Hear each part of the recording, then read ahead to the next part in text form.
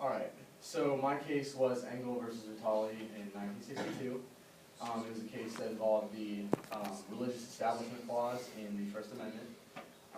This was kind of crucial because it was one of the landmark cases in discerning whether the powers of the First Amendment, specifically in this. Some background information is that the U.S. was in the Red Scare time where we were afraid of the commies, quote unquote. So loyalty was key, and so a lot of state governments were putting in programs to ensure what they thought patriotism was patriotism. So this was crucial because it was in New Hyde Park, New York. And in that time, there was 2 million Jewish people in New York, and that was in 1950, although 1950 is kind of not that close, but I'm saying that there's a lot of antagonism because there was a law they put in where there was a voluntary prayer that you had to have. Well, voluntary as in they had to give it out. They believed it was an appropriate prescription for religious activity. So the defendant in the case was the New York Regents of the state. They believed it was not establishing a religion, and they thought that it was a non-denominational prayer, and they thought it would build up patriotism, I guess.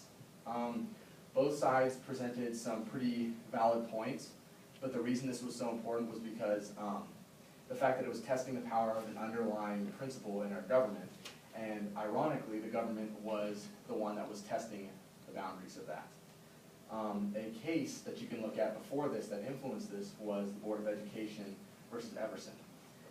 This concerned the application of the Establishment Clause, specifically because only the federal level was it was applying to them, and they used the 14th Amendment Due Process Clause to have that apply to that.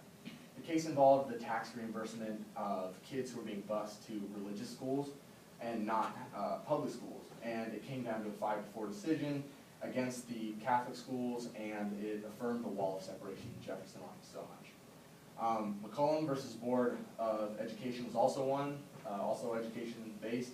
It was filed because they thought the taxes were being used to fund religious education in public schools. They thought it violated the First Amendment, and it did, so they struck that down. In the case I was talking about, Engel versus Vitale, the court ruled in favor of prosecution, 6-1, and Justice Black said that it was clear that it was a violation of the First Amendment. The follow-up statement of the judge was crucial because it set up precedents that had not been established just by the ruling. He stated that the power prestige of the government should not be used in religious matters because it provides coercive pressure that is not in the mandate. Did it settle the issue of religious freedom of speech, I guess? No, not even close, because the nature of the government, being that it was set up by religious founders, but also set up without a dominant religion, means that the doubts are still going to be there. Another case you can look at is the Elk Grove Unified School District versus Newton. It was filed in 2004 and was thrown out over technicality, but it was along the similar lines, and it showed, because it was thrown out, it showed that there were still a lot of hotly contested issues.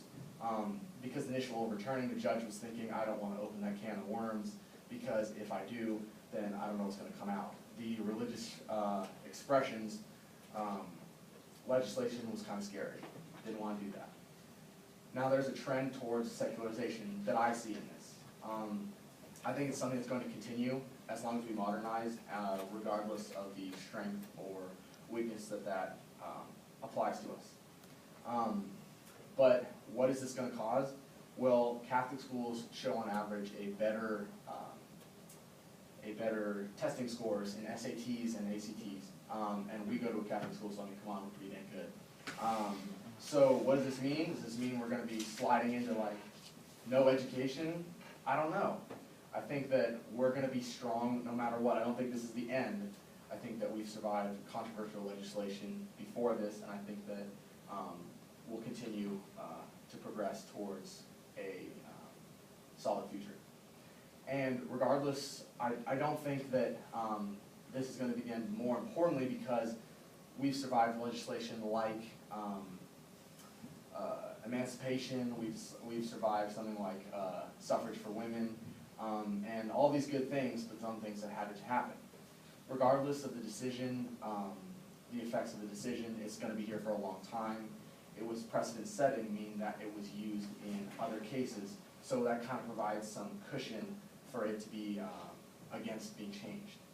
And also, we're always going to be marred in the legislative battle, but the heart of the country is always going to be there. Who else portrays themselves like this and is still considered number one? Thank you very much. Woo!